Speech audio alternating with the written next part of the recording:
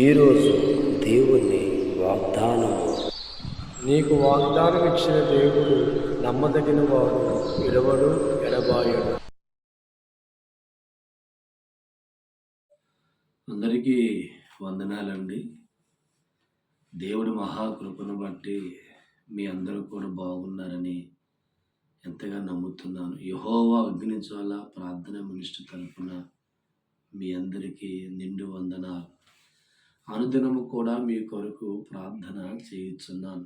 ప్రతి దినము కూడా దేవుడిచ్చిన ఈ సందేశాన్ని మీ ముందుకు తీసుకురావడం మీరు ఎంతో కృప చూపుతున్నారు. మరి ఈ యొక్క ప్రార్థనలో, ఈ యొక్క వాక్య పరిచర్యలో మీరందరూ కూడా విని బలపడుతున్న ఎంతగా నమ్ముతున్నానండి. ఈ ఉదయకాలమే కూడా మరి దేవుడు ఒక వర్తమానం చేతబట్టుకొని మీ ముందుకు రావడానికి ప్రభు ఎంతో కృప చూపించారు. ఈ సమయం అందు మనం వాక్యం చూసినట్లయితే ద్వితీయోపదేశకాండం 28వ అధ్యాయము 14వ వాక్యం. దేవుడు అంటున్నాడు, నిన్ను తలగానే ఉంచుతాను కానీ తోకగా నిన్ను ఉంచను, పైవాడిగా ఉంచుతాను కానీ కిందవాడిగా ఉంచను అని దేవుడు వాగ్దానం చేస్తున్నాడు. హల్లెలూయా. ఈ లోకంలో ఉన్న ప్రతి మనిషి కూడా తన జీవితం ఒక తలగా బ్రతకాలి అంటే హోదాలో ఉన్నవాడిగా జీవితం ఉండాలని, గొప్పవాడిగా జీవితం ఉండాలని, ఒకరి కింద చెయ్యి చాపకుండా నా జీవితం ఉండాలని అనేకులు ఈ లోకంలో కోరుకుంటూ ఉంటారు. అయితే ఈ దినాన దేవుడు మనకిచ్చిన వాగ్దానం బట్టి గమనిస్తే మీ అందరి జీవితాలు కూడా తలగానే ఉంచుతాను అంటున్నాడు దేవుడు. దేవుడి స్తోత్రం. నిజమేనండి. ఆత్మదేవుడు పలుకుతున్న మాట ఎప్పుడూ కూడా నిజమే. పరిశుద్ధాత్మ దేవుడి ఉదయకాలం మీ అందరితో పలుకుతున్న మాట, ఏ జీవితంలో నువ్వు తలగా ఉండాలని కోరుకుంటున్నావో, ఒకరి కింద చెయ్యి చాపకుండా నీ జీవితం ఉండాలని ఆశపడుతూ ఉన్నావో, అట్ట రీతిగా మీ అందరి జీవితాలు భగవంతుడు ఉంచబోతున్నాడు. ఎందుకంటే ఏ మనిషి కూడా పేదరికంలో ఉండాలి అనుకునేవాడు కనబడ్డం, లేదా నా చెయ్యి కురసగా ఉండాలి అనుకునేవాడు కనబడ్డం. ప్రతి మనిషి కూడా దేవుడు ముందుకెళ్ళి అనుకుంటాడు, నా జీవితం తలెత్తు తండ్రిని ప్రార్థిస్తూ ఉంటారు. హల్లెలూయా. అంటే ప్రతి మనిషి కూడా పై స్థాయిలో ఉన్నవాడిగా తన జీవితం ఉండాలని, 10 మందికి అన్నం పెట్టే స్థితి తన జీవితంలో ఉండాలని ప్రతి మనిషి కూడా కోరుకుంటూ ఉంటారు. అయితే ఈ దినాన దేవుడు మీ అందరికి ఇస్తున్న వాగ్దానం గమనిస్తూ ఉంటే, నీవు అన్నాడైనా, ఆయన అంటున్న వాక్యం చూస్తే, నీవు యెహోవాని నీ యొక్క తల ఆయన పైకే ఉంచును కానీ తోకగా ఉంచడు. నువ్వు పైవాడిగా ఉండవు కానీ కింద వాడుగా ఉండవు. ఇది వాగ్దానం బలంగా నీ గుండెల్లో పెట్టుకొని ప్రతి దినము కూడా దేవుడి ముందుకెళ్ళి ఈ వాగ్దానం బట్టి నువ్వు ప్రార్థించే వ్యక్తిగా మారితే, ఏ చెయ్యతని కురసగా ఉన్నదో, ఎక్కడ తలదించుకోవలసిన పరిస్థితి నీ కుటుంబంలో ఏర్పడ్డాయో, ఎక్కడ నీ చెయ్యి కింద చెయ్యిగా మార్చబడిందో, ఇదంతా కూడా దేవుడిస్తున్న వాగ్దానం గమనిస్తూ ఉంటే తలగా దేవుడు మార్చబోతున్నాడు. హల్లెలూయా. ఇంతకాలం ఎక్కడ తలదించుకొని, ఎక్కడ చెయ్యి కురసగా మార్చబడి బ్రతుకుచూ ఉన్నావు, ఈ ఉదయకాలమే దేవుడు నీకు ఇస్తున్న వాగ్దానం చూస్తే, నీ తల పైకెత్తువాడిగా ఉన్నాడు, నిన్ను తలగానే ఉంచుతా అంటున్నాడు. నిన్ను పైవాడిగా ఉంచుతాను తప్ప కిందవాడిగా ఉండవు అని దేవుడు వాక్యం సెలవిస్తుంది. దేవుడి స్తోత్రం. ఎందరో జీవితాలు బైబిల్ గ్రంథములు దేవుడు తలెత్తిస్తాడు. ఎందుకంటే మార్చడండి. దేవుడికి దగ్గరగా నువ్వు ఉన్న వ్యక్తివైతే, దేవుడిని ప్రేమించిన వ్యక్తివైతే, దేవుడు వాక్యాన్ని గౌరవించే వ్యక్తివైతే, దేవుడు ఆజ్ఞ గైకొనే వ్యక్తిగా ఉంటే, దేవుడిస్తున్న వాగ్దానం నీ తలపైకెత్తుతాను. ఎందరో జీవితాలు గమనిస్తూ ఉంటే దావచనమ, వారు దేవుడు వాక్యాన్ని ప్రేమించక, దేవుడికి దగ్గరగా ఉండక, దేవుడు ఆజ్ఞ భయపడక వారి మనస్సు కోరుకుంటూ ఉంటుంది, నేను అందరికంటే గొప్పవాడిగా ఉండాలి అని ఆలోచన కలిగి ఉంటారు.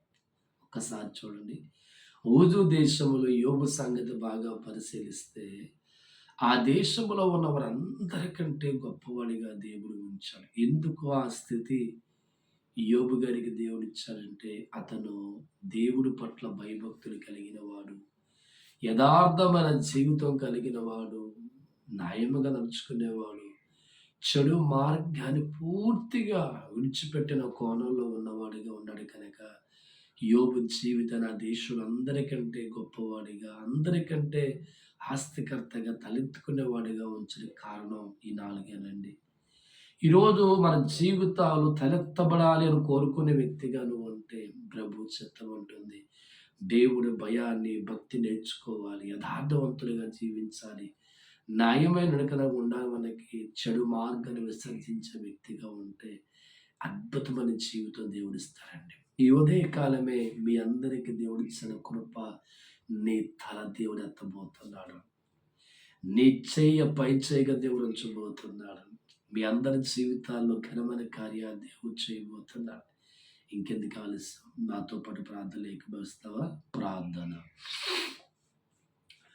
పరిశుద్ధుడ, ప్రేమ కలిగిన తండ్రి, మీకు అనేకమైన వందనాలు, స్తుతులు, స్తోత్రములు తండ్రి. ఈ దినం మా అందరికి ఇచ్చిన వాగ్దానం, నీ తల పైకెత్తువాడిగా ఉంటాను తప్ప తోకగా ఉంచరని, పైవాడిగా ఉంచుతాను తప్ప కిందవాడిగా ఉండవని ప్రతి ఒక్కరికి మీరు ఇచ్చిన వాగ్దానం బట్టి మీకు వందనాలు తండ్రి. మేమందరం ఈ వాగ్దానం చేతబట్టి ఈ యొక్క ప్రార్థనలు ఏకీభవిస్తుండగా ప్రభు, ప్రతి ఒక్కరి తల మీరు పైకెత్తమని ప్రార్థిస్తున్నాం తండ్రి. నీకు స్తోత్రం నా తండ్రి. ప్రతి ఉదయం కూడా తండ్రితో, అనుదినము తండ్రితో అనే కార్యక్రమాన్ని మీరు నడిపిస్తున్నారు తండ్రి. ఎంతమంది ప్రార్థనలు ఏకీభవిస్తున్నారో ప్రతి ఒక్క కుటుంబాన్ని జ్ఞాపకం చేసుకోమని ప్రార్థిస్తున్నాం తండ్రి.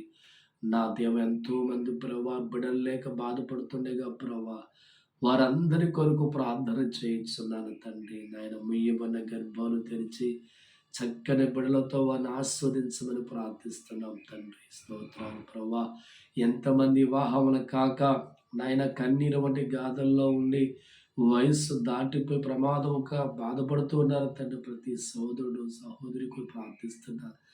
తగిన సమయంలో చక్కని వివాహాల చేత వారి కుటుంబాలు కట్టబడి ప్రార్థిస్తున్నాం తండ్రి. ఆర్థిక ఇబ్బందుల చేత, అప్పుల బాధల చేత ఎన్నో కుటుంబాలు ఈ లోకములో బాధపడుతూ వారి ప్రార్థనలు ఏకీభవిస్తుండగా ప్రభా, ప్రతి కుటుంబంలో ఉన్న అప్పనే భారాన్ని తొలగించమని ప్రార్థిస్తున్నాం తండ్రి. మీకు స్తోత్రములు తండ్రి. అయ్యా నాయన, చదువుకున్న ఉద్యోగం లేక బాధపడుతున్న యవ్వనస్తుల కొరకు ప్రార్థిస్తున్నాను తండ్రి. చక్కని ఉద్యోగాలు వారికి అనుగ్రహించండి తండ్రి. పాడి పంట వ్యవసాయంలో నన్ను కష్టపడుతున్న వారు రైతులు ఉన్నారు తండ్రి, వారి కొరకు ప్రార్థిస్తున్నాను తండ్రి. మంచి వాతావరణంతో పంటను వారి చేతికి అనుగ్రహించమని ప్రార్థిస్తున్నాను తండ్రి. నా దేవాన్ని కొందనాలు ప్రభా. నాయన, మోటార్ ఫీల్డ్లో పనిచేస్తున్న ప్రతి కుటుంబాన్ని జ్ఞాపకం చేసుకోండి తండ్రి. ఆయా ప్రయాణంలో వారికి తోడుగా ఉండి సహాయం చేయండి. ఇదిగో 10th క్లాస్ విద్యార్థుల కొరకు ప్రార్థిస్తున్నాను తండ్రి.